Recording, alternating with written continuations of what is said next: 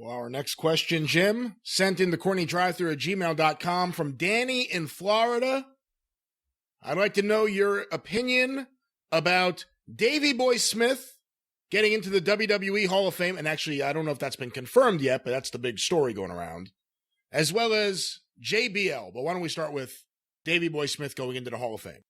Well, that's another one of those guys that I was like, oh, shit, he isn't in it until somebody brought it up. You would have thought he would be. I don't know why it's taken this long. They're friendly with Brett. They're, and the family, there's nobody standing in the way of anything from that standpoint. So I don't know. But yes, I mean, who else?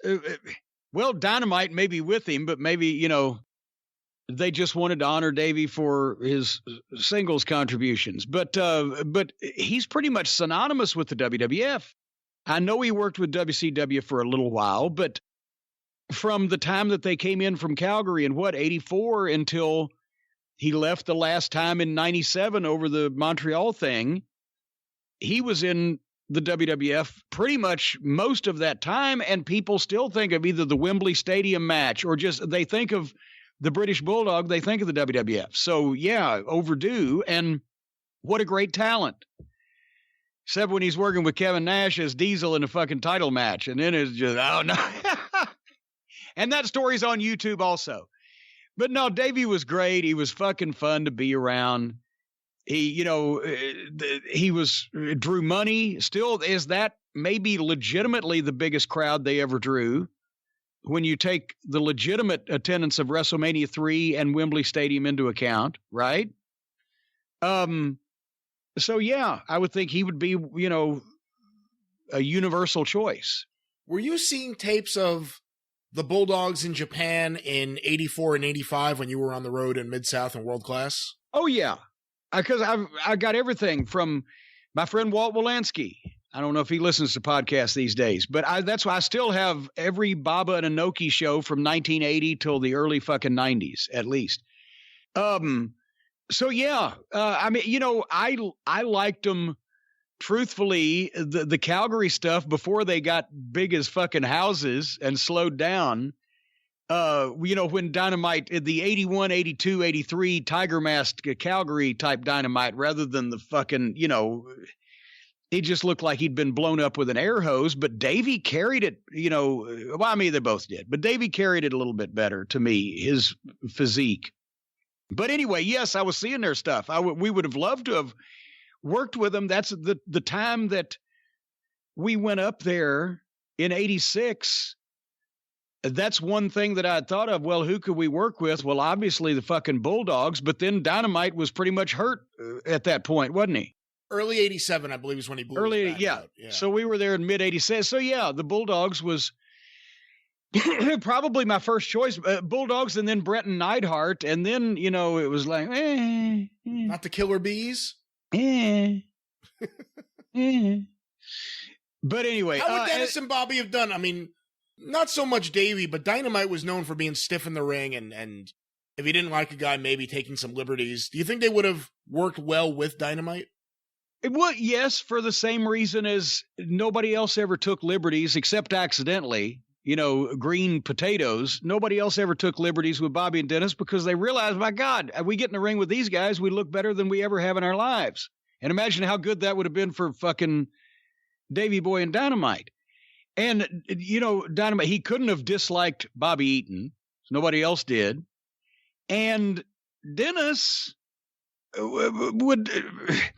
would not have brooked any fucking falderall, as they say across the pond, even from Dynamite. So that could have got interesting, but I think they all would have been fucking fabulous together.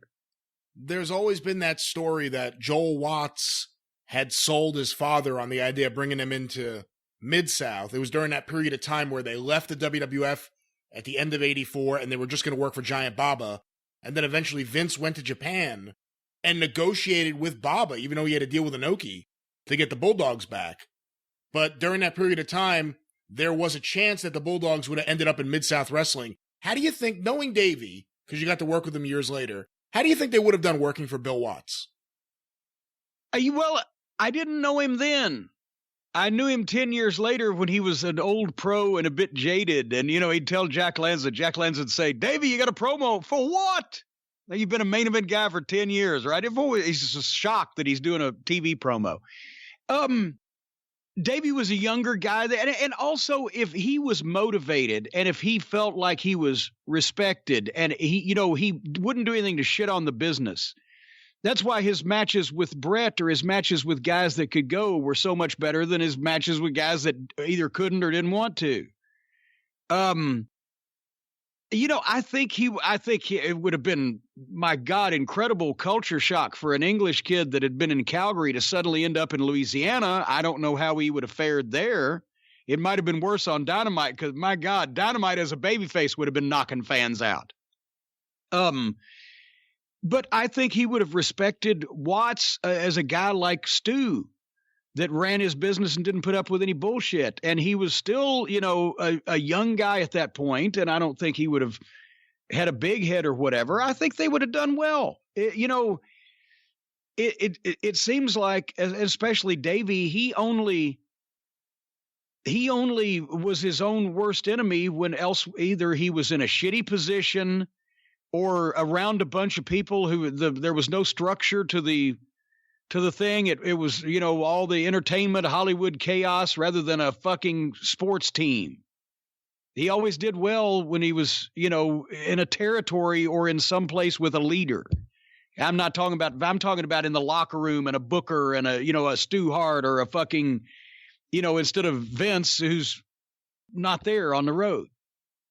I don't know. I think they'd have been all right. You surprised it took this long to put him in their Hall of Fame? Well, yeah, that's why he was somebody I thought would have already been in already, and I just didn't pay any attention.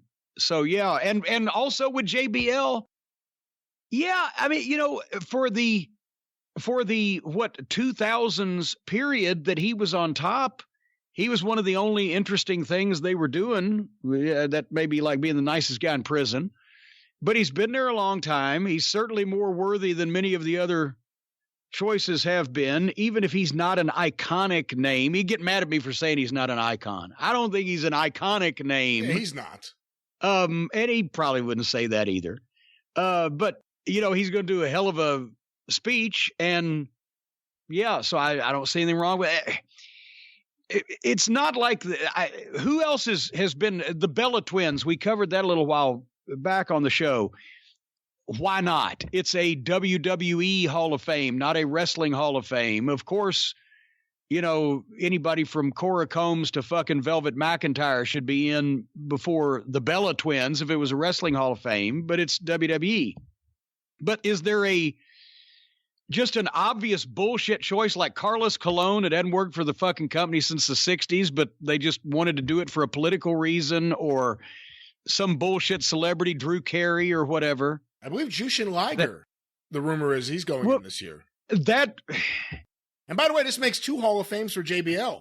The WWE Hall of Fame and the Great Brian Last Wood Chipper Hall of Fame.